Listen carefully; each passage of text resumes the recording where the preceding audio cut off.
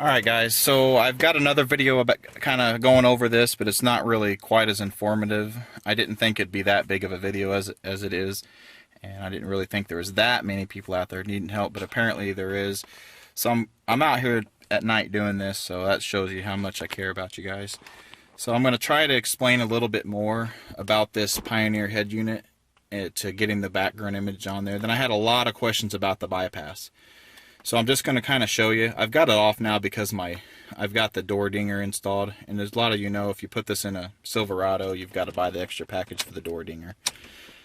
But anyway, hopefully it'll stop dinging even though my door is closed. I may have to start the truck up. Okay, there it goes. Alright, so what's going on here? First I'm going to kind of tell you about the bypass and the background image. So it's going to be kind of a two-part video. My first video was more about the background image. Okay, so when you get this head unit, it will work. You put it in, it'll play CDs like you want. It'll play off your USB for music. What it will not do, unless you hook it up properly, it will not play DVDs, and it will not look on a thumbstick in it. You will not be able to browse USB files unless you have the parking brake circuit hooked up. Normally when you get this, you want to hook up the parking brake, which means like I actually think it's your emergency brake, I forget, or it may just be when the vehicle's in parked. One of the ways you hook it up normally would be when the vehicle's in park and your emergency brake on. That will normally let you watch DVDs, and that's how the factory wants you to set it up. So that way you can't watch DVDs while you're driving, and you can't view images while you're driving. You can only listen to music while you're driving. Okay, so a bypass is something different. A bypass bypasses that, and it lets you watch DVDs with the vehicle out of park and with your emergency brake off, which is what I have hooked up. I have the bypass, so I don't have to have it in park or nothing. So normally, this is the only way I'd be able to watch videos of sitting here in park with my emergency brake on. I could watch a video, I could browse images on my thumb drive. With the bypass, it doesn't have to be like that. And I can kind of show you what it looks like when you've got a bypass hooked up. There's two bypasses you can do. You can buy the one that is just 3 wires. You buy it, you hook it up, you follow instructions, you hook it up, you're done. Another cheaper way is you can go buy a solenoid, which is what I have. You pretty much hook up 4 wires, one of them being to a power, one of them being to the reverse light, and you can kind of find a diagram I've linked in my older video if that's the way you want to do it, and that's the way I did it because it's cheaper. So what happens is normally, like if when you first turn it on, and I say I wanted to view this image on here without enabling my bypass, this is what it's going to tell me. I'm not going to be able to view that image, and if I had a DVD in here, it would show me the same thing, and I would not be able to do that. With the bypass hooked up, all you do, you hit the home button, you turn your display off. You can hear the tick back there, which is the bypass ticking, and you click it back on. Then you can go back and try to do what you were doing, and you only got to do it once. So if you're watching a DVD, you just got to do it once, unless you shut it off. Now with that happening, I don't get that other small box. I get this box, which just says, you know, make sure you're not driving and doing this. So now I can view my image, or if it was a DVD, I could view the DVD. And you can see it switched images there because there's actually only 2 images on here because I want to kind of show you how to get the background image on there.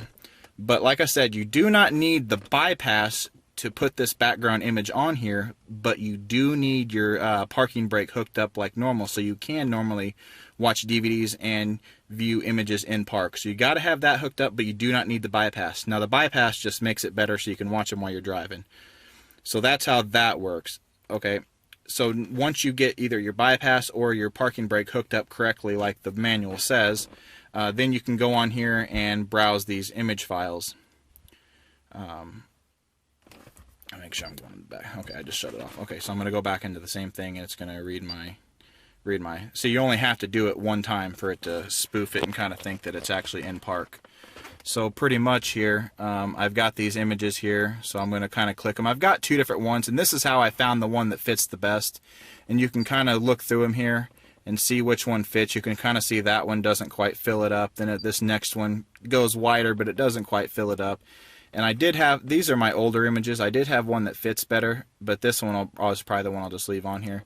But what you'll want to do is kind of go on your USB and have a bunch of them. That way you can go through and find the one that fits properly.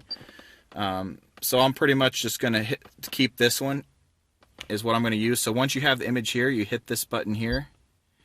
That's going to save that image. Now you can only save one image to this. That's it. No moving files, no video files, nothing. It just saves one image file to this. So I'm going to let this save. Hopefully it's not going to go off because my truck is off right now. So it may end up ticking off from the timer. But I'm going to try to get through this here. So pretty much I've got that image saved on there now. You still notice it's not my background image. You can see here it's not my background image. To get it to be my background image, I need to go down here to Theme, Background, and then you scroll all the way to the right. Then you click this button. If you didn't do what I just did and save that image file before by browsing, this will not be highlighted. Okay, so like I was saying, once you're in the theme and you click this and then you just back out, then that just sets it to your background, and then of course you can go back and change this color still, and that'll change the color of other objects around the screen. So yep, there it is. So that way that'll give you guys a little bit more information on how to set the background images and what the bypass actually does help with. I don't think I've got any other information that I can throw into here, but if I think about it, I'll put it in the description below. But pretty much, I mean, you don't have to have the bypass, you just have to have it hooked up properly to be able to read from your thumb drive. And I tried a number of different thumb drives to work, and I've got a few of them. This one's just a 2 GB formatted to NTFS, and I actually tried my normal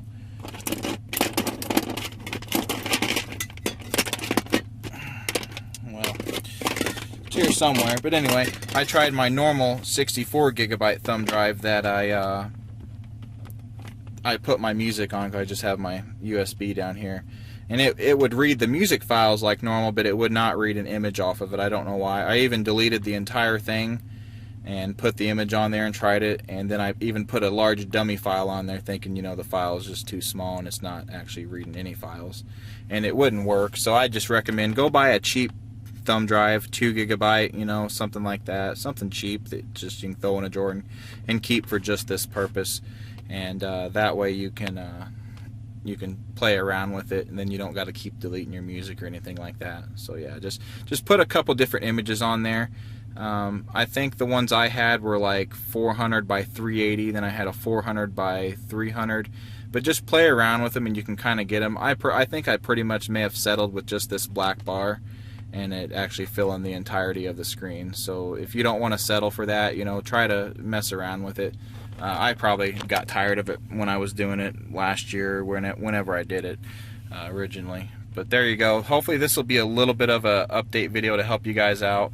But I do recommend installing the bypass, even if you don't plan on watching DVDs or something. I don't watch DVDs or anything while I'm driving. It's just, you just can't do it anyway if you even wanted to. I mean, it'd be nice if you just wanted to listen to it. You can pop it in there and listen to it, and then you can browse your image files off a thumb drive. But like I said, you can't do either of those unless you properly hook up your reverse, your parking brake, like the manual says, or you put the bypass in there. So alright guys, that's gonna be it. Hopefully this helps you guys out, and I don't get as many questions, but if you got a question, just ask. I don't mind helping. Thanks for watching.